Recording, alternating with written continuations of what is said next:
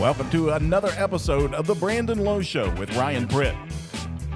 A fresh take on sports by two guys who think they're right even when they're wrong, which is a lot. Sports, movies, music, and, well, other stuff.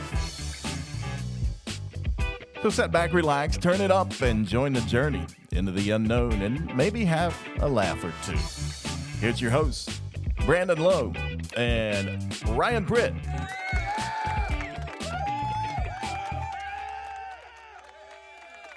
All right, welcome into the Brandon Lowe Show with Ryan Pritt on Video Productions, being brought to you by the Tent Guy. It's over there on Michigan Avenue off 25 in Nitro, quarter mile for the St. Albans Nitro Bridge. Give John Wheeler a call over there, 304-380-2935. Of course, Brandon Lowe. We got Ryan Pritt here. We got the beautiful Jack Withrow and our guest picker this week as we pick high school games and college football games every single week leading up to the weekend. And, of course, Friday Night Lights.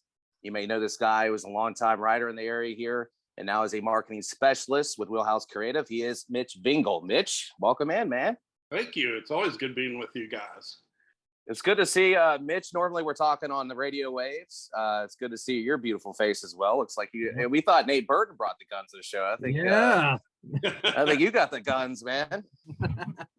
Well, we have a granddaughter, and she's been picking at my chest hair. So whatever is left there. They're all Well, as we do every single week, Ryan plays the role of Reese Davis, and better looking, better beard. Yeah, supporting the Arizona Cardinals, even though they look terrible. Number one fan, though. Seriously, that's right. That's me. You're still a fan, and that's what I love about you. You're loyal. Yeah. Him and Kyler used to hang out together. Yeah. Yeah, he's the reason why Kyler was bitching about his contract for so long. It's because of Ryan. That was me. All right, so Ryan obviously has a slate of high school games he picks. We always have a game of the week. There's a couple in there, Ryan. Yeah, good slate this week, boys. Real good. That Jack could probably test to as well, and maybe even Mitch, that we probably could have gave a game of the week in a couple of these games. But good selection there. We'll get to that. Obviously, we got. As we do Class AAA, we do AA, Class A. So let's get to that, Ryan. Let's get to the slate. All right, man. Right into it. Let's start with a good one. I'll actually be there on the hill Friday night. GW's schedule does not have any breaks in it. After playing at Hurricane last week, they've got Huntington at home. And actually, Huntington has the distinction of beating GW not once, but twice last year. Once in the regular season, once in the postseason, both times by 16 points. Gavin Luckow, obviously one of the better quarterbacks in the state and beyond. Wayne Harris from South Charleston's added a bunch for him. And, of course, with GW, dual threat quarterback Abe Fenwick, who Jack and I got to look at last week. He's thrown for almost 700 yards in 3 games. So let's see. How do we want to do this today? What's my order? All right, we'll go Jack, then Mitch, then Brandon. That's how it looks at the top. So Jack Withrow. GW Huntington, what are we looking at? Like you said, I like Huntington's skill guys, but they lost a few of the guys off the line from last year. They're still good, though. But the key last week we talked about with Hurricane is getting to Abe Fenwick. I think the big line for GW this week gives him time to throw. I like George Washington up on the hill. Wow. So I'm going with George Washington. All right. Mitch. Well, I saw GW was fine until that blowout to Hurricane, right? Correct. Keegan Sack, has anybody mentioned him? Not yet, but Sack, should have. Man. Visited Notre Dame. Come on. Nice. But I've got to go with Huntington on this one. Brandon. Yeah, I agree. Hurricane. I mean, Jack might have been surprised by the score, but Hurricane just blew out GW, and I still think GW is a playoff team. But Huntington, all the hype coming into the season, a lot of weapons. I think it's a good game, but I like Huntington up on the hill. Yeah, the main thing that concerns me, and Jack got to see it along with me, I think GW was at minus 29 in rushing last week. Now, obviously, some of that was due to a couple bad punt snaps and some sacks, but seen them twice, and they're a little bit one-dimensional right now. They've got some work cut out for them, and you give Billy Seals one dimension to have to prepare for. He's a good enough defensive coach to get it done. I like Huntington on the hill. Moving forward, pretty good rivalry game. I don't know if you guys know in Wood County this week. Little game, Parkersburg at Parkersburg South. Two sides that, needless to say, aren't too fond of each other, right? Big Reds and Patriots. Parkersburg, of course, 2-0, but those wins are Riverside and St. Albans. So this is a little bit of a step up for them, led by quarterback David Parsons, already thrown for 6 touchdowns on the year. For South, Robert Shockey, 504 yards and 7 touchdowns through the air, 280 and 4 on the ground. Jack, does Parkersburg have what it takes to step up in competition this week and stay unbeaten? Not this week, they don't. Cyrus Trawl, that's the guy you want to watch. We saw him at the basketball state tournament. He's as good on the basketball court as he is on the football field. So I got Parkersburg South. They're at home over on Camden Avenue, so it's all Parkersburg South. Mitch. So South's been putting up a bunch of points. They put it on Capital, University Beckley. Yep. Since it's a rivalry, it might be closer than some people think, but I'll still go with South. Brandon. Yeah, I mean, Jack has hyped up South going into the season. I picked against them. I know at least once this season so far. I think it was the University game or one of those. I can't remember. I'm going with South, even though Parkersburg, they got a break, right? Recently. Yeah. Yep. So I think that'll play into it. And as Mitch said, they're rivals. So, but I think Parkersburg South pulls away in the second half, and I like South. Yeah, Mitch mentioned a lot of points. Parkersburg South's averaging 61.7 points per game through 3 games. Wow. I don't care who you're playing. That's pretty good. I should have also mentioned Gage Wright, who's ran for 357 on 17 carries with 6 touchdowns. Pretty good yards per average there. I'm not a mathematician, but I'm going South in that one. Moving on to maybe the hottest team in the Cardinal all of a sudden, right? Winfield with back-to-back huge wins over Hoover, and then just stomped Jack's Chapmanville Tigers last week. That was one of the more impressive outings I've seen in the area. Winfield won this one 35-20, and they've won 2 in a row in the series. Caden Beam had a big game last week. He's up to 340 and 5 touchdowns, and he's backed up by Bray Boggs, who's ran for 281 and 4 more. Jack, seems like a pretty tall order for Wayne, but weird things happen over there when you go visit the Pioneers on a Friday night. So does something weird happen to the Generals, or did they keep cruising? I don't think so. I mean, Scott went in there and spanked Wayne last week, didn't they? So I think Winfield's going to do the same. That ground game for Winfield's going to turn out big yardage again this week, and I'll go with Winfield. All righty, Mitch. So it looks like Wayne is struggling after beating Tulsa.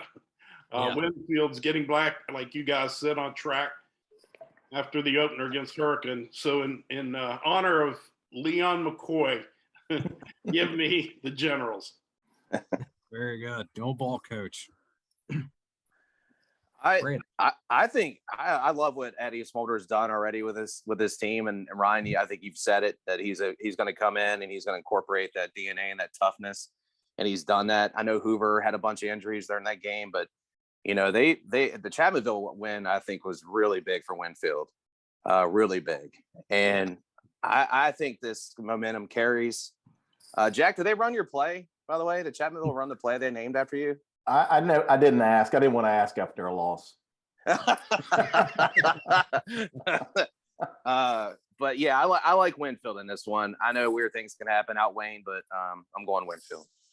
Yeah, there's a couple teams down the corridor G, one further down that way, that may have something to say about this. Winfield's emerging as a contender to win this league in year 1 under Eddie Smolder. You get those two out of the way. I really like this team, man. A lot of confidence there. You could tell by Eddie's quotes last week that they're feeling it. And like you said, man, I like a ground game and the strength they have on defense. I think Winfield wins the game. He reminds me of the coach at Detroit, dude. What's his name? I always forget his name. But it's the toughness, the DNA, the way he presents himself, the way he talks about his team. They're actually, I know we're only a couple games in, boys. I don't want to jump ahead of myself, but they seem a little ahead of schedule. But anyway, go ahead. I think so too. Now to my Nitro Wildcats, who took a tough one last week, fell to 2-1. They're at Jack's Chapmanville Tigers, so this is going to be tough.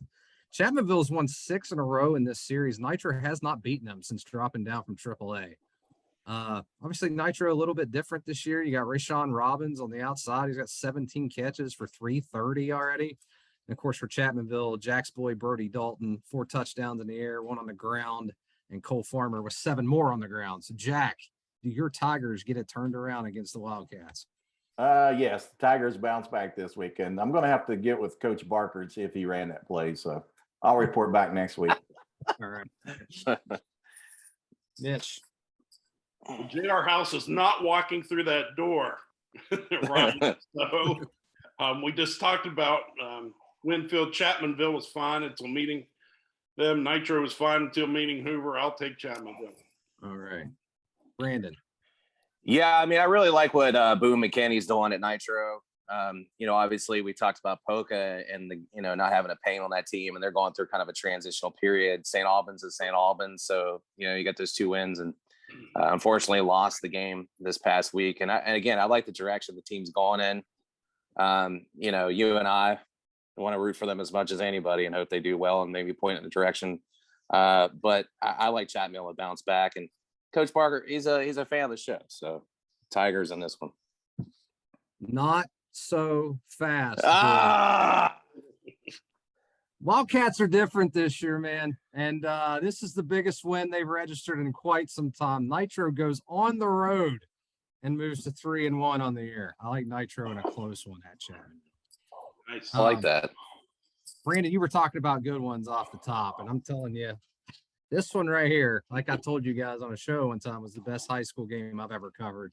It's a game I'm sure our buddy Mitch is more familiar with than probably we are, but Bridgeport visiting Fairmont Senior, and I'm telling you, that's about as good as it gets in our state. How about this? Bridgeport has rushed for 1,158 yards in 3 games. Sounds like a Bridgeport team to me. Phil Reed leading them, 352 and 6 touchdowns. He's also their quarterback, and he's attempted 9 passes in 3 games. I love that. That's good. That's the Bridgeport I know. Me too. And then for Fairmont Senior, they just keep producing these dual threat quarterbacks. Brody Whitehair this year, thrown for 514 and 6 touchdowns, run for 224 and 3. So, Jack, the battle of North Central West Virginia, who's claiming it this year? I had to flip a coin for this one, but it came up Fairmont Senior, but also because, have you ever been to East West Stadium, Ryan?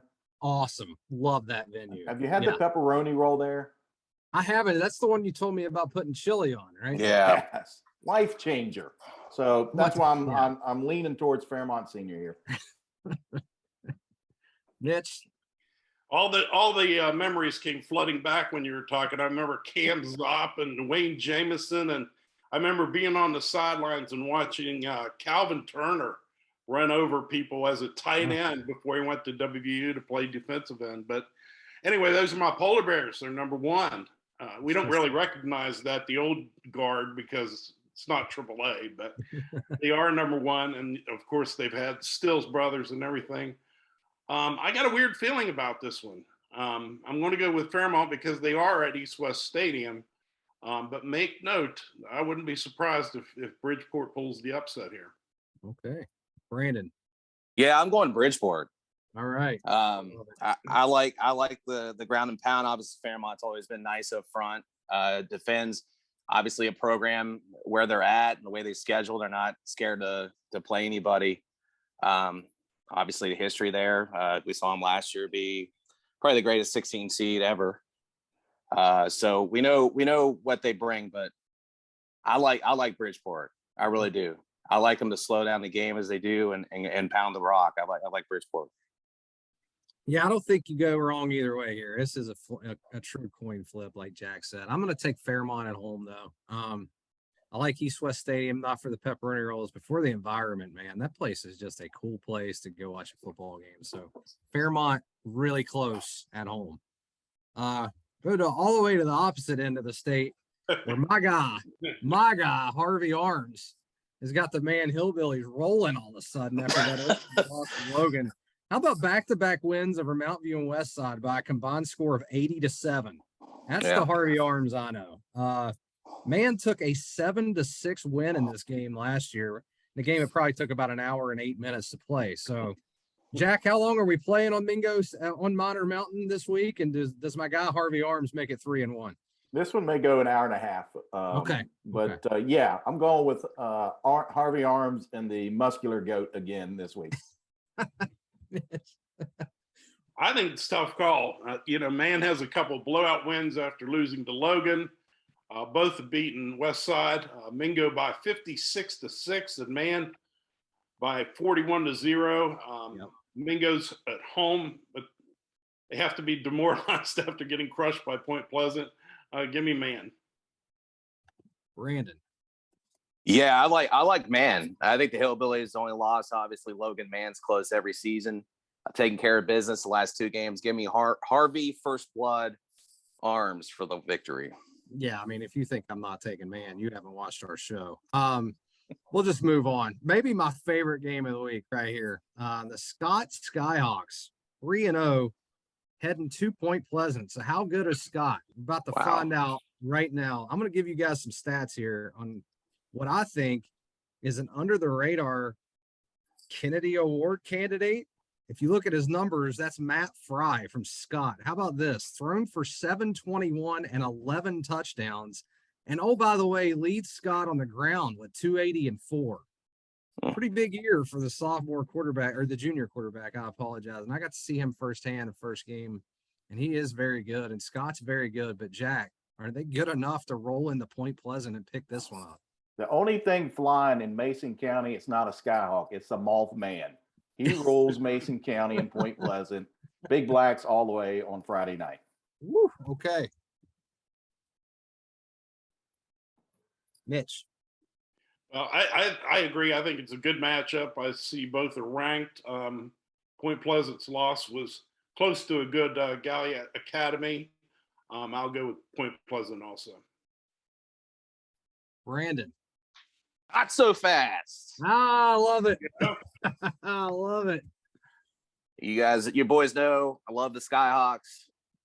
Scott's been playing tremendous football. I know how good Point Pleasant coach. I know how good they are at home, but I got a good feeling about this Skyhawk squad. I really like him. I think they come in, they shock them. I like Scott to win it.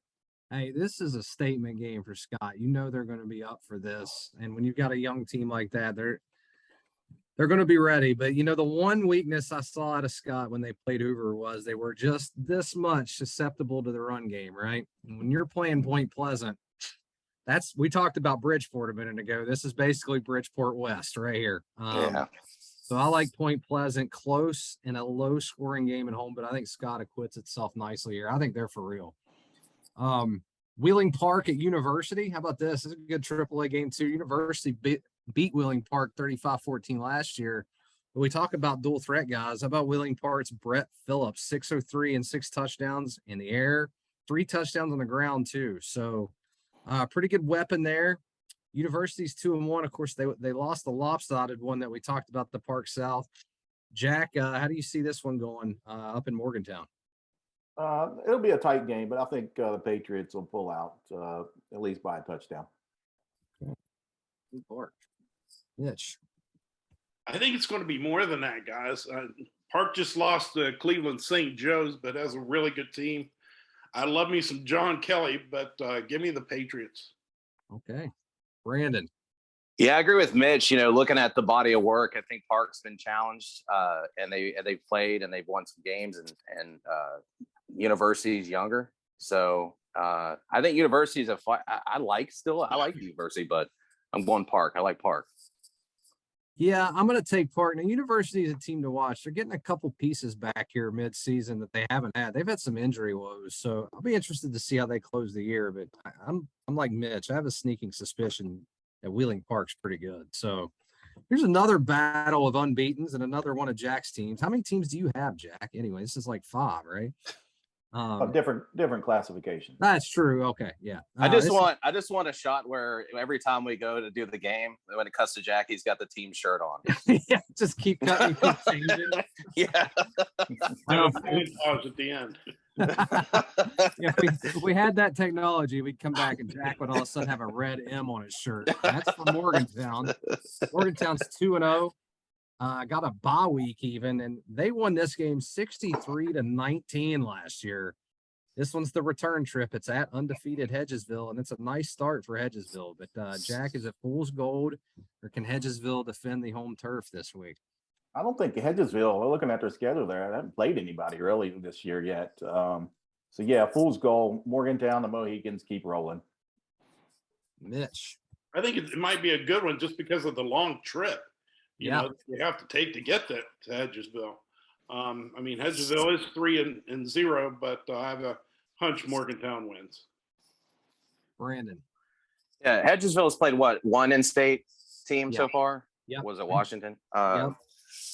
Morgantown, nice win against Bridgeport. I mean, low scoring as usual. But I like Morgantown. As Mitch said, it's a long trip, but I do like Morgantown. So I think Morgantown gets the victory here. Yeah, you hold Bridgeport to 6 points. Yeah. Something pretty good. That Morgantown defense must be pretty legit. And defense travels, boys. And I know it's a long trip. Mitch is right, but this is a little bit of a wake-up call for Hedgesville here, I think. So moving to the game of the week. We already know who Jack's picking since it's in his contract, but the rest of us will pick it. Undefeated Hurricane coming off of what we all agree is a statement 56-7 win over a pretty good GW team.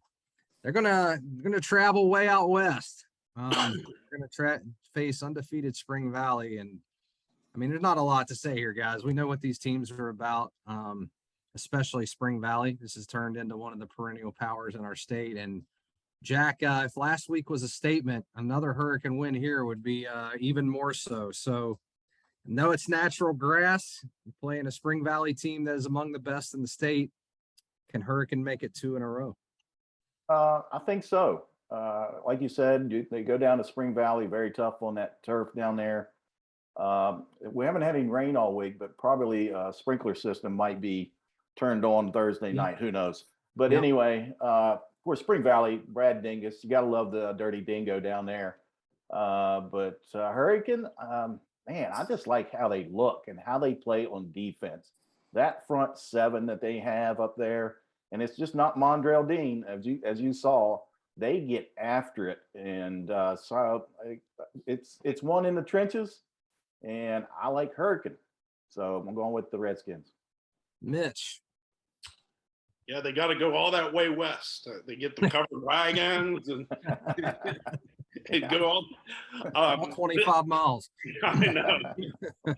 This is a great one. Both are top 3. If I'm not mistaken, Spring Valley is the higher ranked team, but I'm going with Fighting Donnie Mays and Hurricane to win.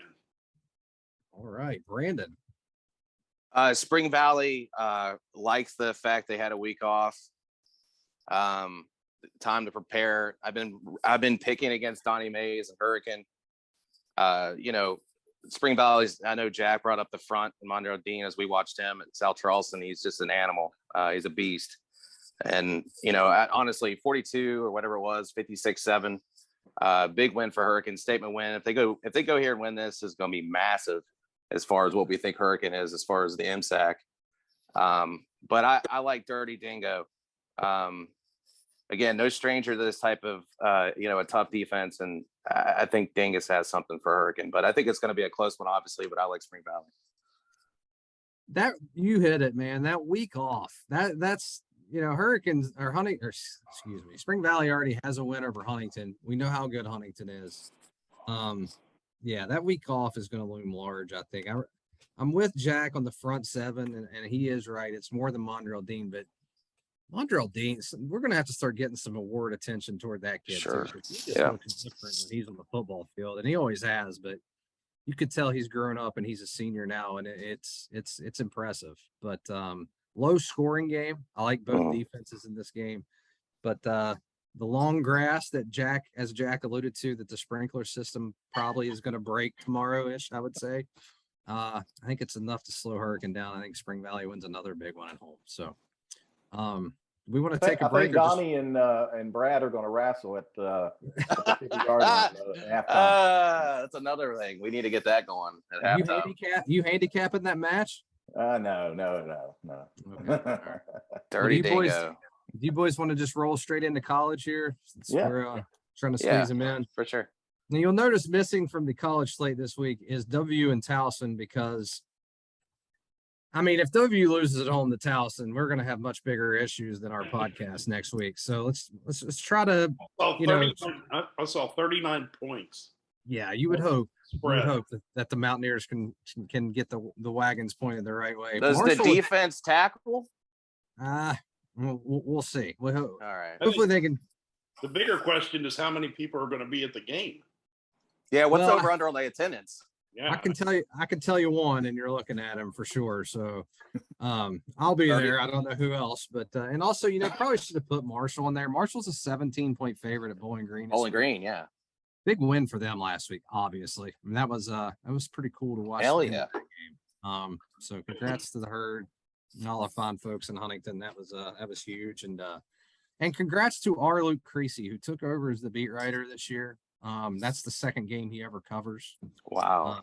Can't imagine as a kid who I kind of relate to him. He worked his way up from the bottom to get there. And that one had to be a really cool experience for him. So happy for him too. And he and Grant Trailer did some good work for us. So definitely wanted to say that, but we will move on to the games that are on the ledger. And I have no idea why I threw this on here, but it's competitive. So let's do it. Purdue at Syracuse. Purdue is a 1-point underdog. So Vegas looks at this as a pick'em game in the Carrier Dome. Jack, are you feeling orange? No, I picked Purdue to beat Penn State. They came up just a little short in that tough loss in the season opener. Boilermakers is that's a cooler name than a Orange Man.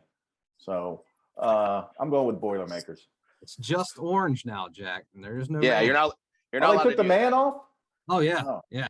They're non-binary. That's yeah. Okay, it's much cooler then. All right. Mitch. I think the spread is blowing back and forth in the wind, isn't it? Yeah.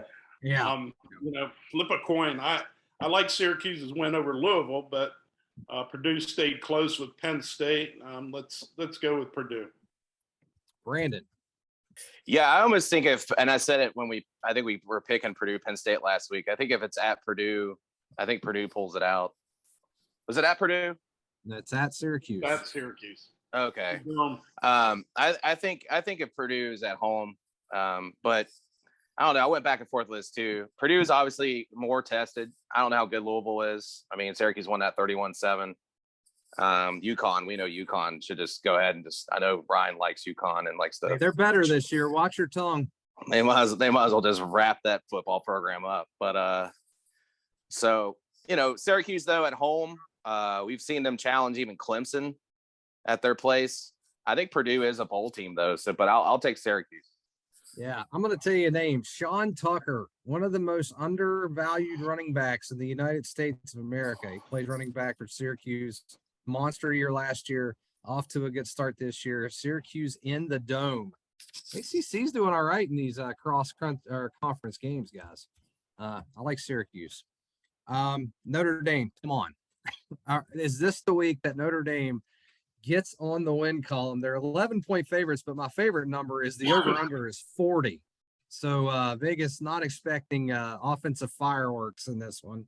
Jack, can Notre Dame score enough with a backup quarterback, I might add, to beat undefeated Cal in South Bend? Yes. Okay. Simple. All right. Let's go herd, right? I talked to a big Notre Dame supporter, and I asked him if they were ticked off, and he said, no, more embarrassed. Yeah. Like, right, Marshall's a good program, but yeah, honestly, I don't get why the Irish are such a big favorite in this, but I guess I'll take Notre Dame to bounce back. All right. Sorry about that. That was on my end. Brandon. I think that the whole thing is Cal has played two schools that no one's even heard of, but and then Notre Dame's got a backup quarterback. Notre Dame's, I don't know. I think they bounce back. I think this is closer than people think. But I do like Cal. I don't think Notre Dame covers though. But I like Notre Dame. You're taking Notre Dame. Yeah, I don't think they cover though. Yeah, I'm going to take Notre Dame. I'm going to take them 6-3. Notre Dame's offense is terrible, guys. They're terrible. They're um, terrible with their starting quarterback. Now they got backup. I mean, out of 130 Just think FBS, out of Just how 100, excited everybody was when this coach came in. yeah. I Notre mean, Dame also- was running specials or features every other hour on him. yeah. Also, when's the last time a Notre Dame coach has gone 0-3? he was the But first one to Jerry ever lose. Klaus, Yeah, he's the first going too, right? Yeah, no, the first to lose his first 3 games. Yeah, his first 3 games. Yeah. Out of 130 FBS teams, Notre Dame's 117th in total offense, 117th in scoring defense, 111th in rushing, and 97th in passing. Not great. Not So great. terrible. Yeah. So we'll move on to this game. My BYU Cougars, as you guys know, there's another. Every time they win, I'm chugging chocolate milk here. Hey, Jack, can we get a pour some chocolate milk on me song when he talks about him? This is a Can we big get one that? here. BYU coming off of a huge win against Baylor, and it just so happened that I got back from last week's Kansas game just in time to see the fourth quarter and overtime of that one. So really good game. Huge win for BYU. Obviously, the atmosphere at home was great. They'll hit the road for somehow, I cannot believe how in the hell they're ranked Oregon because they're 25th. Somebody wake me up and tell me who they've beaten this year. Still, Oregon's a 3.5-point favorite in this game. Always tough to back up a big one with another big one. Jack, can BYU do it on the road? Did Jack go to sleep? Chocolate milk, baby. Go Cougs. I love it. All right, Jack with BYU. Mitch. I love BYU's win against Baylor. They also whipped South Florida. As for Oregon, it's tough to wipe the memory out of its ugly loss to Georgia out. But give me the Ducks. All right, Brandon. I'm going BYU. I was with Mitch. I was impressed. I watched that entire game against Baylor, grinding it out. I think Ryan hit it last week, how they've done a great job reloading. They're becoming a power there. They're going to be in the Big 12 soon, which is scary, by the way, for everybody else in the Big 12 because recruiting is just going to get better. So I think BYU, I think they cover too. I mean, what is it, 3? Oregon? Oregon's Oh, never mind. Oh, okay. Then I think just outright, I think they win this game. And again, I don't know why Oregon's 25. Marshall's not even ranked, but whatever. This is one of those where the line stinks to high heaven, like Vegas, is just baiting people. But if you went back to last year, and people I don't think gave enough credit to the coaching job they're doing at BYU, and I will mispronounce his name. That's why I'm not saying it. I will write it. He's amazing. What they do up there and reload every year. They lost Zach Wilson 2 years ago and come out last year and win 10 games again. Yep. And they're not playing a weak schedule, as you can see. I mean, they've already went on the road to Tampa and then turned around and beat Baylor. And now they're on the road at Oregon. I mean, this is a good schedule they're playing. And I really like this team. I don't know if it's because I'm always up late and I get to see them play or whatever it is. But I think BYU goes on the road. I think they're a better football team than Oregon is. And I think that's that. And I want to add this too. I just think they're fundamentally just better than most teams too. Right. I think you watch them and they just do so many things. Like the penalties are low and they're just always in the right place. And Oregon's the opposite. So I think that's another factor in this game. Yeah. Well, head to the south here where we get the return trip. Penn State traveling to Auburn after Penn State beat Auburn 28-20 last year in Happy Valley. Of course, Penn State's got that prior win we mentioned against Purdue. It'll be a big environment down there on the plains, man. This is going to be fun tomorrow. Of course, Penn State, with the way they can load a stadium, big environments doesn't bother them. So, Jack, who's claiming the Big Ten SEC challenge here this week? I'm going with Penn State on the road. Did you see Brenton Strange score a touchdown there? I did, yeah. Parkersburg native, yeah. Yeah. So I'm going with Penn State. Nittany Lions this week. All right, Mitch. That score you mentioned sounds pretty good for this one too. I mean, both of these teams are kind of in no man's land, right? Kind of mediocre considering their potential. Give me Penn State on the road. Brandon.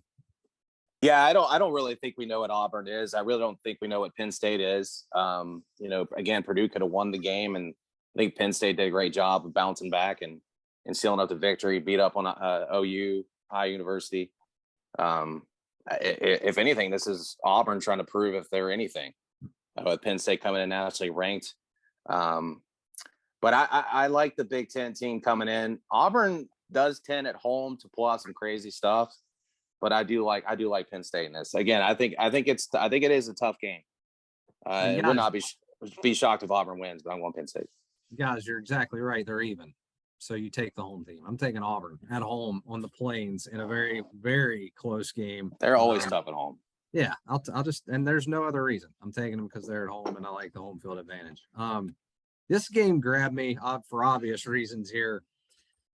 I don't know what the spread is. Houston's giving Kansas 9, and I know Houston's pretty good. Just lost their first game last week to Texas Tech.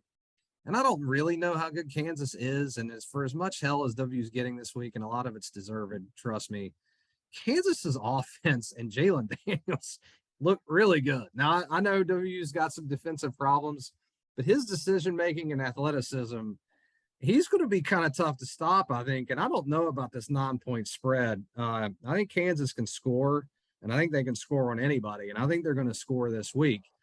Problem is, do they score enough to beat Dana Holgorsen on the road, Jack? I like Kansas. I like how they got down early to W, didn't give up, kept fighting, came back, and then went into overtime and pulled it out there. So a well-coached team like we talked about last week. So I'm going with Kansas again this week. Mitch. I mean, it'd be nice to see Kansas beat Dana, right? Just what I think it's possible after, beating WVU at home. Houston lost to Texas Tech, but barely. Tech is better than Kansas, and I guess I'd begrudgingly take Houston. Brandon. Yeah, I think as many, as you said, Ryan, I think as many problems as W has on defense, and I'm sure we'll talk about this later on in the podcast, but I was extremely impressed by Kansas. As Jack said, being down 14-0. I think a lot of us W fans thought, here we go. We can just coast through this 14-0. It's going to be another W Kansas. W running away with it. And we bounce back and we take on Towson next week. And they came back and give credit to Kansas. I think they're a well-coached ball club. One thing we know is Holgorsen, despite maybe 2 years in his entire tenure at W, actually played defense.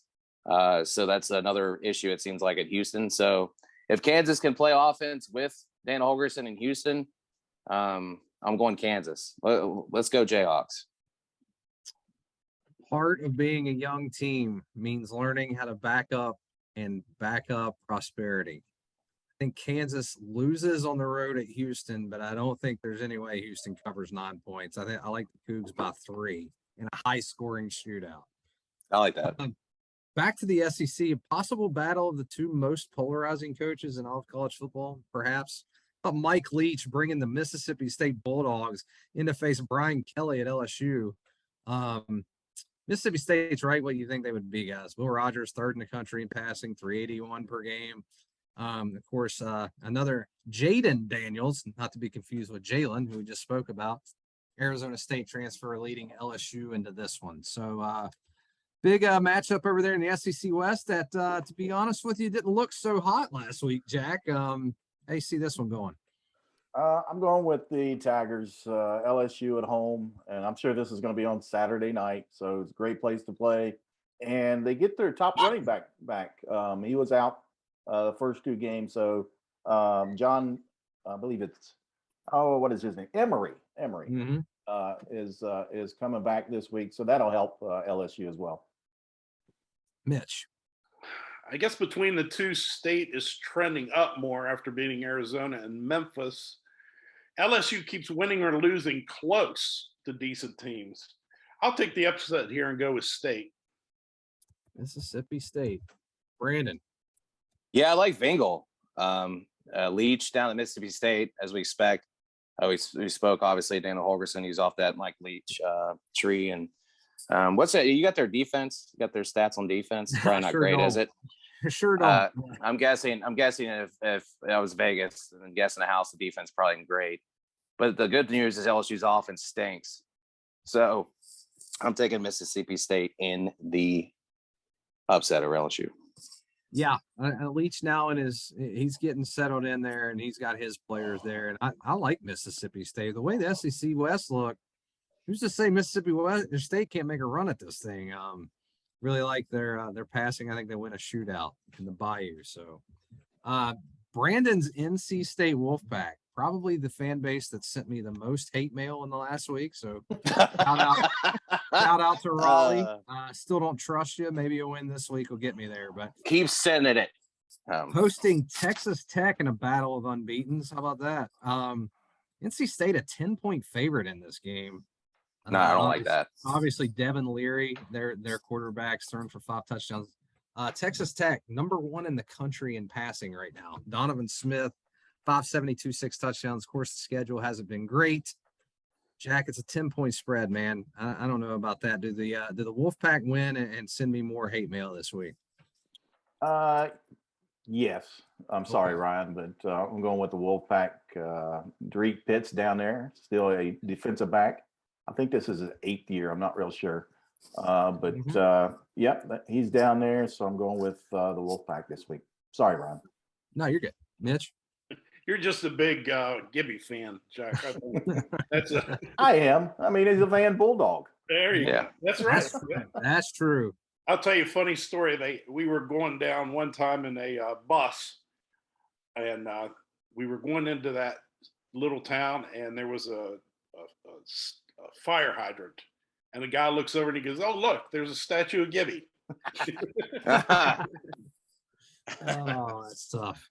So anyway, Gibby's Wolfpack is the big favorite here, and I don't know why, because they barely beat East Carolina in week 1. Thank you. Tech just beat Houston. I'm going for the big upset in the eyes of Vegas and take Tech. Brandon. You know, Mitch, you don't cover the Big 12 anymore, so you don't have to pick them just to go play favorites.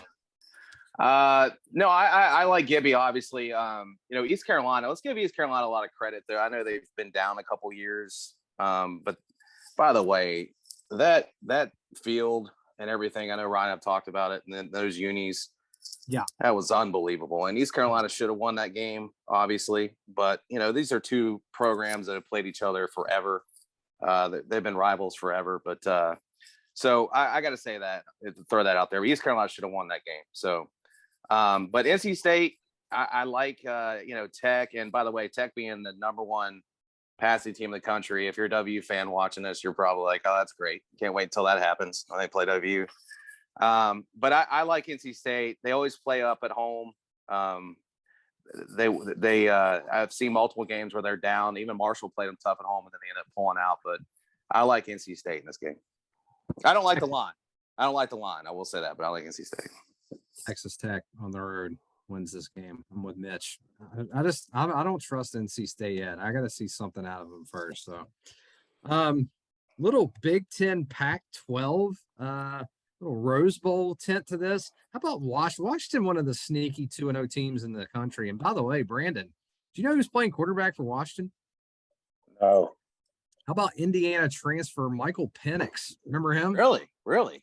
682 yards and 6 touchdowns through 2 games for the Huskies. They're at home against number 11 Michigan State. And guess what? The Huskies are favored by 3.5. Washington doing something well out there. And I'm telling you, the Pac-12 could use a quality interconference win here. So, Jack, can Washington register 1 for the Pac-12?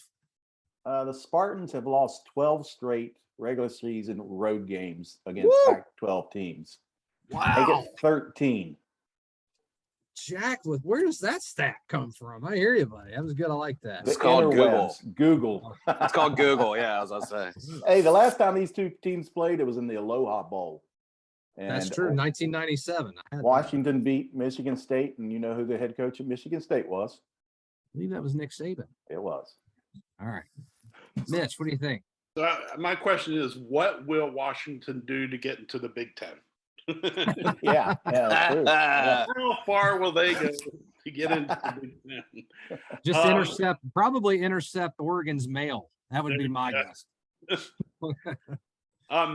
Michigan State looks really solid to me. I'm not really sold on Washington this year because of last season, their season-ending route to Washington State. Just give me the Spartans. All right, Brandon. Well, Ryan sold me on the fact that the transfer coming in from Indiana, prep wise, he's going to know what to do here. Is playing against Big Ten competition. Obviously, the coaches are going to have a game plan too, but the transfer coming in at Washington, the things they've done, Michigan State hasn't been tested, and I like Jack's stat. And we have seen Michigan State fumble away some games they should have won, especially on the road early, non-conference games. So give me Washington, and let's see Washington in the top 25 next week.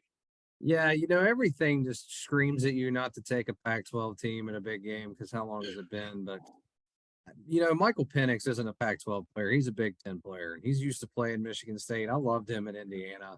I love that Indiana team. And I just think he's a big-time guy. I think Washington registers one home. This is a big one for the Huskies here. And I'm telling you, the Indiana team, you know, if you don't have a squad like Ohio State had a couple of years, obviously, and a lot of Big Ten teams can say that, but the Indiana team, they almost beat Ohio State. Yeah, that's what I'm saying. So yeah, that's a good team. This one right here, guys. I got this one circled. This is going to be fun. UTSA, you can say whatever you want about them. They're bringing the excitement. How about back-to-back overtime games to start the year? And they're going to Texas, where who the hell can play for Texas this week? It seems like the whole team's out. Ewers is out. Hudson Card's questionable. Bijan Robinson's day-to-day. And all of a sudden, here comes the Roadrunners with Frank Harris, who's just thrown for 696, 6 touchdowns. He's 6th in the country in passing. Lost to Houston, beat Army, 2 really good opponents to start at 21 Texas. Jack, how are we seeing this one, man? Texas should be mad. They should have won that game last week. Of course, yes, Ewers was awesome. I mean, that dude, whatever they're paying him, he's worth it. But of course, he got hurt and they went out, and then the whole game changed. But I'm going with Texas with this one. Mitch, you're definitely looking for the letdown from Texas by listing this game. That's exactly trying to lure somebody. Texas almost beat Alabama, while San Antonio almost beat Houston in week 1. I mean, I love me some meats, but I'm going with Texas. Brandon. Yeah, I agree with Jack. I watched that game. I don't know what was happening during that. They called it targeting / what is it? Personal foul, hitting the quarterback during tackling when he's down. And then they waved it all off. Yeah. So, you know, Bama could punt it and then give Texas 2 points. So arguably Texas almost beat Bama with the student out of the student section playing quarterback. I don't know. And I agree with Jack, man. Ewers is a real deal. I don't know who's going to play for Texas. I picked UTSA against Army. Obviously different animal, but I think they play them tough, but I like Texas to sneak it out. I do think the Roadrunners do score some points. I think the difference actually is Texas's defense is completely different this year. And, you know, obviously Gary Patterson being over there too has made a difference. So I'll go Texas. I think they scare him a little bit in the first half, and I think Texas pulls away. Yeah, I just want to shout out to everyone on Twitter who trashed me for 2 weeks for ranking Texas in the top 15. You're welcome. They are who I thought they were. They're a much better team, and I love Frank Harris, and I think UTSA is good. And I don't think Texas covers. I think this is a 1 touchdown game. Me too. But I like Texas, man. I really do. And when they get Ewers back and Bijan gets healthy, that team can beat anybody in the Big 12. Bijan is a tremendous running back. He is, and that was my point with Texas from the beginning. I really believe that they may have the 2 best skill position players in the Big 12. Yeah, absolutely. Xavier Worthy, who is just he's a bolt of lightning on the outside. So I'm standing with Texas. I had them 10th before they played Alabama. Then all of a sudden they got ranked last week after a loss. I don't know. Welcome to the bandwagon, everyone else, I guess. But I think Texas is really good, and I think they win this game at home. They find a way to gut one out. And finally, I guess this is the game of the week in terms of rankings and stuff. I don't know. I don't know if I'm not more excited about the game we just talked about, but A&M, fresh off of a whipping against the Mountaineers, the App State Mountaineers, who went in and beat them 17-14. after giving up 63 to North Carolina the week before at home. Kind of makes you worry about A&M's offense a little bit. Miami's at 2-0. They're number 13. We don't know a damn thing about Miami. If you do, you're smarter than me. So, Jack, can A&M circle the wagons at home, and can Jimbo right the ship? I know what Miami's got on their defensive line because we've seen him. That's true. Good point. Yeah. And Miami's, if you angle the map just right, they're kind of in Appalachian area. So just tell the Yell leader down there that Miami's in part of the Appalachian area. So that's why I'm going with Miami. All right, Mitch. I think Jimbo is just thinking about coming back to WVU. Yeah. That's what the internet said. Yeah, that's I know. I mean, A&M has to be stunned, right, after losing to Appy State. And then, again, maybe they're ticked. Like you said, Ryan, I don't think Miami showed us anything yet. No. So let's go with Jimbo and A&M. All right, Brandon. I think that video was it was one of the more hilarious videos that didn't age well after A&M loses to Appalachian State. I watched it probably 7 times in a row. Not knowing their coach is from West Virginia is great. Or don't know that West Virginia's in that area and also mispronounced it. But anyway, we all know Miami's the safest place in America. That's why Azor went there. So, but no, I like Cristobal. I think he's gonna do some things there. Obviously, Miami isn't impatient. I know Wade, if they beat Texas A&M, is going to say the U is back, as Wade likes to do. He was waiting for the Bama in Texas, by the way. But I think Texas A&M's offense is a concern. As Ryan pointed out, I watched that Appy State North Carolina game, and North Carolina's offense is not that good. And I think A&M, what they did against Appalachian State is rough. So I'm going Miami statement win. I think we could get overreaction Monday going, and then Miami probably just does what Miami does and craps the rest of the season. But I like Miami over Texas A&M. Yeah, I was going to say, I feel about Miami the same way Brandon feels about Notre Dame and USC. Like, I don't understand how Miami's always in the top 10. This is just a set-up prime game for A&M to turn it around at home.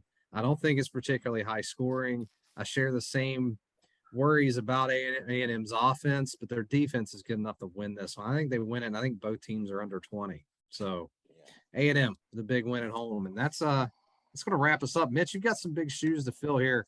Keith Morehouse just dropped a 15-5 burger on us. And then I don't think anyone's come within 2 games of that yet. So what do you win when you win this competition? Jack, you want to hit the recording there? We could. I wish I could. I'm not in my. I'll tell you what. The winner. I'm not in my room. The winner we will buy the winner a Susie biscuit. There you go. They don't have there that. Yeah. We'll mail it to you. Yeah, We'll FedEx it to you. Yeah, no, we'll give it a sweet kiss and mail it to you. Before you go, Mitch, I know you're over at Wheelhouse. You still do blogs and stuff for them for W football. Plug that and plug anything you want to plug away, your Twitter and all that good stuff. Oh yeah, well, I'm just at Mitch Vingle on Twitter, and I'm with Wheelhouse Creative, which is a marketing agency, and they do great jobs. I mean, they do. If you've seen the Panhandle commercial with a WVU golf coach and everything, they special effects. They do some great work. Any business needs any marketing, social media. We do that stuff and do a great job. We do handle some of the Panhandle work. But yeah, big or small, any business, just give me a call at Wheelhouse Creative up in beautiful downtown Wheeling. So, but yeah, I do the blog I try to do every Tuesday is the goal. All right. Yeah. Sometimes it goes up a little later, but I try to keep my hand in it and bring the attention to Wheelhouse a little bit. Is it you don't have deadlines? Yeah, I was gonna say a lot easier when those newspaper deadlines aren't on yet. Yeah. It's yeah, and if I can't get to it today, I'll get to it tomorrow. It's beautiful. Oh man, And Ryan, I have the weekends off. what a world to live in! My God. I And he's remember, bragging away. I always tell people when I was working at the Gazette Mail, they said, "Well, what days did you have off?" And I said, "Wednesday." That's more than I have off. Days off is Wednesday. I may get a Hey. Sunday off here and there. That's about it. All right, so follow along with Mitch Vingle on Twitter unless you're Jack. Yeah, he's got me blocked. Can you We unblock got me? our boy Jack blocked. There's a line, Jack. There's a line. I'm too old. I'm too old. If you cross that line, that's it. Hey man, thanks for coming on, man. We all appreciate it. Thanks, buddy. Good to see you, buddy. Have a good one. You're the best, dude. Thanks. Later. All right, there he is, Mitch Yeah. Vingle. That's a clip right there, son. Good stuff. Good stuff. I can't see He it. didn't even tell you he was gonna Free block you. Jack. I love that Jack has props. He has a glass of chocolate milk. There's signs. The cage door with the dog behind there is open. You know, Oh man. probably Oh, somewhere. I got the dogs here. Both of them are laying here at my feet. I got the chocolate milk. I just Go Cougs. Go Cougs. Hey, free this- Jack. Free Come on, Mitch. This show is bananas, dude. I love it. Wouldn't Let's have put so me me in funny. Twitter jail. He said there's a line. I don't even know what it is. I don't know. That's all I'm saying. Yeah, I didn't want to make it awkward. I was just like, all right, just leave it on that. I forgot all about it till you brought it up. That's pretty good, man. Well, as soon as I said, hey, follow along with him on Twitter, I was like, oh, there's my end. I was going to say something anyway. Oh man. Well, I was kind of feeling bad though, because we're letting him plug his stuff, and I'm like, hey, by the way, Everybody follow along. Well, except for Jack. Except Jack. He's blocked. just saying, And Jack Willie- and I have Willie's Jack and I blocked. have Hey, Willie, we're blocked. Mitch is blocking us. so Jack and I have non-games different this week. It's either going to be Hey, a much I'm trying to big let you, man. turnaround I'm or a trying to much let you bigger come in. hole. Yeah. yeah, that's why I was trying to go a little bit. I was actually going to pick the Roadrunners, but there's no way. I don't know. I think there's a way. There is a way, but I just and as we know, Texas tends to lose to people they should lose to. So Jack, are you going down to West Huntington Friday? I am. Yes. Should be a good one. Yeah. Good. We got good weather this week, so it should be. You, Okay. are you calling it or are you just checking it out? Not sure yet. Okay. I'm not doing play-by-play. I'll let that, but I may be doing some other stuff. So Well, for those of you still here somehow through the Twitter blocking and chocolate milk parade, follow Jack for updates on that game and me for Huntington G-Dub. It's a pair of nice. good cross-conference games going on here. Yeah. This will be fun. This was a fun weekend. I mean, you got also Huntington GW, so And also follow me for Towson W. Should be riveting on Saturday afternoon. yeah. Let's Yeah. hope All right, it's we got- not riveting. Brandon, yeah. Towson and W. What's up? I Oh, don't yeah. know. We're trying to hype up a game here. Yeah. Yeah, We're trying to get some feeling of positivity here in Mountaineer Nation. it's not easy. Not easy. Yeah. So there it is. We're like All right. Capital High is coming to town, boys. Let's see if we can get a victory here. St. Albans followed, hopefully. Anyway, all right. So we gonna talk some W football. So we're doing. We can. Well, I mean, you're covering them. So what was your? Well, I mean, what was your? I mean, you're up there. What was the? Let me ask you this. What? I mean, obviously you're in the media, so everybody's got to keep a certain temperament. But what was the overall feeling from? I mean, I got to watch it. It was interesting because I know I texted you boys. And I was like, Neil Brown didn't go live, and then I saw the press conference afterwards, and maybe I missed it. Maybe I didn't get the live notification. But what was the feeling like in the room and everything afterwards? I mean, not great. I mean, there's a lot of stunned, I think. So what's Kansas? I think the play where Reese Smith drops the punt. That's when it lands that, oh my God, they're really gonna lose this game. And it just kind of felt like they were destined to lose ever even after that. I mean, even when you come back and tie it, you get the penalty there on the 1 yard line. It's like I don't know. It's funny, like one day here soon in the next week or two, I'm gonna sit down and I'm gonna count like I think Neil Brown is 8 plays away from being like the best coach in the history of West Virginia football. I mean, that's what I'm saying. Yeah. Like, and they've it's all crazy. gone wrong. And it's the complete opposite. And I don't know why. Like, at some point, responsibility has to be taken. Not that he's not taking it, that he is. But I'm saying, like, I don't know. It's just hard. It's hard to really know, like, who to blame or what's gone wrong. It's just always seems to be a play that doesn't go the right way for him. And who to blame that on? I don't know. Well, look, last year you can say what you want about the offense. We get it. It wasn't fun. We get that.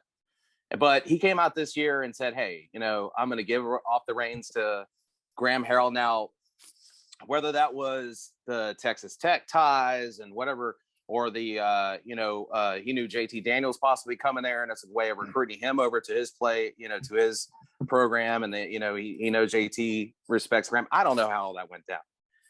So that was, again, the thing I do respect about him is he understands when he is making mistakes as a head coach and where he needs to make, adjustments. If anything, if you're going to give any of it credit with him, and I understand coaches do that. It's like a PR thing. Hey, it's my fault, be mad at me or whatever. But he does take responsibility for the things that happens. It's not like he sits there and blames. I mean, he says stuff about refs, but it was like, I know he talked about that Reese Smith fumble, which, hey, God bless him for trying to sell that. The guy didn't touch him, but he tried to sell it. And he tried to sell it in the press conference. It was just a blatant Reese dropped the punt and it was a fumble. It happened. I feel like as a coach, and you can see it, he cares so much. He wants his program to be successful. He really does. So he cares, and he has been invested in this program. And I think he's just feeling it, man. And I feel bad for the guy. I really do, because I think he loves his job. I think he loves this university, and I think obviously he's a coach and he's getting paid to do this. He wants to win, but I as much as I've seen on this on the internet, and obviously from these sites that don't mean anything, and all these people on the internet, as we've talked about before, calling for his fire and all that. I just think it's ridiculous, because like I think it'd be great if he sat down and covered some of the plays. If they went the other way, he'd be like you said, he'd be celebrated. I think that's what's crazy. Like for instance, like the Pitt game, right? The 4th and inches, 4th and 1, where it was, and he punts, and everybody was like, well, he should have went for it because they're they're ahead. Well, if he goes for it and then they get stuffed, now we got fans go, well, he should have punted the ball. I mean, like, everybody's like the greatest head coach ever. Yeah, pretty much. Yeah. And it's just, and I get it, but it's, come on. I wanted to find a stat the other day and I couldn't find it. So if someone knows where to point me, please do. But I would be interested to see the special teams and defensive touchdowns against stat. Yes. It feels like West Virginia gives up a defensive touchdown once every 2 games. Yes. It has in the last 3 years. I mean, now you can go back. Texas Tech fumble return. Yep. There's Pitt, Kansas. When you go back and Oklahoma State, the year they lost down there close. Kansas had a kick return that, remember, busted the spread. Not that it cost them the game, but Kansas State blocking a punt last year. I mean, it's just always some kind of weird, fluky play. And meanwhile, try to remember all the defensive touchdowns West Virginia scored in the last 3 years. Yeah. Can you think of one? I'm sure there's one, but I don't remember it. So, no. I mean, what's interesting is once Jordan, again, I'm not trying to take away, and this is the crazy part, and this is why it's a tough situation to be in, because you sit there and you say, okay, the coach and all that, but when it comes down to it, it is execution, right? Like, you put the game plan in, they watch film. These coaches are prepared. Execution's everything. So I think execution's a huge part of it, but ever since Jordan Leslie took over completely, it hasn't been the same defense. And I'll just say that. It hasn't. Yeah. Well, and that's what made Sat. Well, I don't know, dude. Jordan Leslie, I think's done a pretty good job. I just think Saturday was a weird aberration. They It was. They usually are really good against the run. They were good against the run 2 weeks ago, and it Yep. was just a total no-show by the defensive line. And I don't know, man. I just the craziest part about that, and I think you have to give credit to Kansas's quarterback because they were running like what we saw Pat White do for years. And I mean, it was like the basic QB spread option. It wasn't like the RP. I mean, it was a little RPO mixed in, but he was just so athletic. I mean, he made some great reads. Don't get me wrong. Yeah. But how did you fall? Like, you look at the box and like you never saw anybody spy really or stay in position. Everybody kind of went the other way. Everybody fell for that fake almost every time with the running back. And it's like, how many times is he gonna hold the ball and run for like 25 yards and there's nobody, no safety help, nobody comes up? It was just crazy. I don't know. To watch them get faked out that many times was something that was actually a pretty simple scheme. They show a couple wrinkles, they show some motion. And I know Leslie talked about that. And I think that's the thing that if you watched him on the podcast they do up there, the Mountaineer Climb or whatever podcast, and he was on there and he said he circled this game because they coached against that same staff at Buffalo, and it just didn't age well at all. Yeah. But it sucks, man. I mean, you can't win them all. I mean, hell, Kansas might be really good. Who knows? We'll see. We'll find out this week. I mean, Towson coming in, W better get a win, and it better be decisive. But Jack, you wanna give us one good UC minute to wake you up over there? What's going on in the world of Charleston Golden Eagles athletics that we need to know about? He's got too much chocolate milk over there. He's passed out. Yeah, he's got a sugar right coma. now. UC football is 1-1. They've got a big game Saturday at Laidley Field against Frostburg State, the team that beat West Virginia State last week up in Frostburg. A team that's pretty good every year. Them, Notre Dame, and Charleston have been the three top teams here in the past few years in the Mountain East Conference. So the big showdown at, I believe it's a noon. I hope I get that right because I have to call that game. So I hope I'm there on time. But soccer in full swing.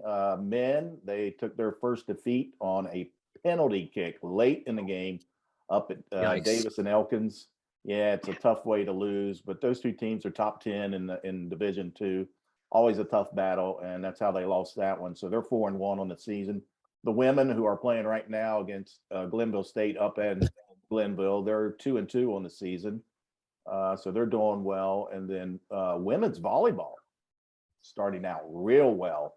That coach that they brought in has done a tremendous job of recruiting. And he's got a girl in that came from Marshall. So they're doing really well. I think they are 12-2 on the season starting out. So Mountain East Conference play starting quickly here for volleyball. And then UC, Nick Bias, the cross-country coach at UC, another Van Bulldog, I might add, always doing well. And he's got his UC women's and men's team out of the gate early and doing well once again. So that's your University of Charleston 1 minute rundown there. That's the only show where you get cross country news. Yeah. Well, I'm about to go. And women's volleyball. Well, yeah. I'm about to keep the good times rolling because I'm going to update us on some prep golf real quick. Congrats to Cabell Midland, your 2022 MSAC golf champs.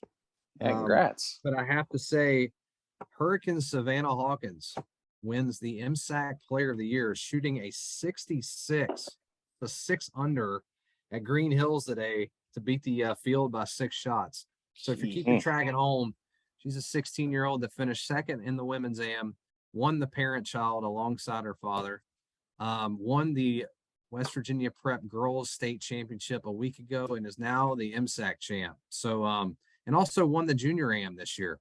So big year for Savannah. It's been coming for a long time. She's one of those kids we knew about before she ever got to high school. And like I said, she's got another year or two left of high school stuff, but she's arriving now. It's her time. So good for her. Good for Cabell Midland. Prep golf is awesome. If you ever get a chance, go watch it. Congrats to all those kids. That's awesome stuff. And also for those downtrodden Mountaineer fans right now, 12 days away from basketball season starting. Hey, also Bob Huggins. Get Hall into of that. Fame, Yeah, yeah, Yeah, the Hall of Fame. yeah. Congrats Yep. from all of us to Bob Huggins. Yeah. Good to Hall see of all those coaches show some love, and that was a cool trivia video. You know you're in trouble when at the game they're showing highlights of his speech during timeout. Like, don't worry about what's happening on the field. Just look at the jumbotron. Look away, kids. Remember, God, basketball season will be here soon, kids. congrats to Hugs from all of us. That's awesome, man. Huggins is Yeah. one of the best. Yeah. So, anything else? All That right. should about do it, right? Hey, I think we should try to get Huggins a big guest picker. There you go. That'd be awesome. Apparently, he doesn't have anything to do for another 12 days. So That's what I'm saying. We might get a nice little lady hug on here. Dude. we we might drink some get- wine. we might get through picks in 25 minutes between him and Jack. There might be 2 sentences between them. Hey, Um, don't make go quick. That's true. You did a good job, Jack. Yeah, we were supposed to go quick. I can't wait to be in the lead after this week. It's gonna be nice. You've heard that before. All right. Let's get out of here. All right. so- Thank you to our sponsor, tent guy John Wheeler over on Michigan Avenue. That's off 25 there in Nitro. It's quarter mile from that St. Albans Nitro Bridge, 304-380-2935. That is the tent guy. Thank you to Mitch Vingle coming on and gracing us with his presence.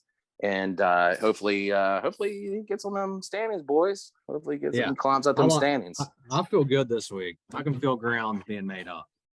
So From the first pick, Jack started messing up right out the gate, and I think he's opened the door for us here. So yeah, so check in on the standings at BLR Pod for me, Ryan at Pritt, at JDubTweets for Jack, at Mitch Vingle, unless you're Jack, on Twitter. Follow along with Mitch Vingle. Free Jack. We're out. Free Thank you Jack. for watching. Thank you for watching our podcast. Thank you to our sponsor, everybody that supports the show. Appreciate it. yeah.